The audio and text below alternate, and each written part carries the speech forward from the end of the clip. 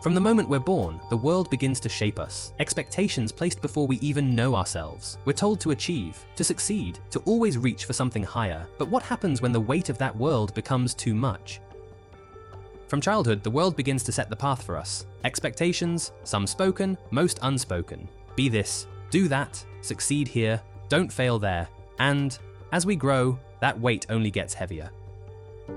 It's in the quiet moments like this that we start to see it clearly. The pressure to achieve, to be more than what we are, has been with us since the beginning, but no one tells us what to do when we fall short of those expectations. Failure becomes something to fear, something to avoid at all costs. And so we move through life not learning from our mistakes, but fearing them. Our parents, our mentors, they meant well, but in protecting us from failure, they didn't teach us how to embrace it. As we grow, the stakes feel higher. Every stumble feels heavier. We've been raised to believe that falling is losing. But out here in the wild, failure is just part of the journey. You slip, you fall, you get back up. It's nature's way of teaching resilience. The absence of failure when we're young doesn't prepare us for the real world. It leaves us unable to see that falling isn't the end. It's part of finding our way. Without it, we end up afraid of every misstep.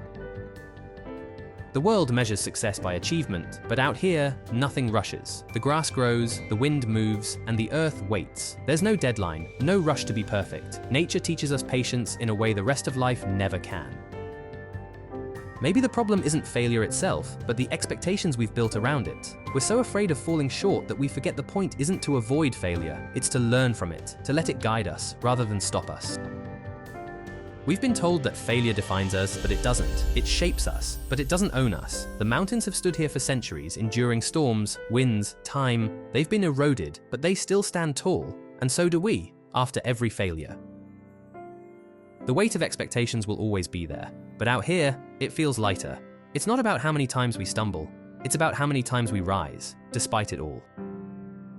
As the stars come out, I realize something. The world was never meant to be lived in perfect steps. The expectations we set for ourselves, the ones handed down to us, they're not absolute. They can change, just like we do. The freedom isn't in meeting every goal, it's in letting go of the idea that we need to. Out here, the silence reminds us that failure is just part of the story, a chapter, not the whole book.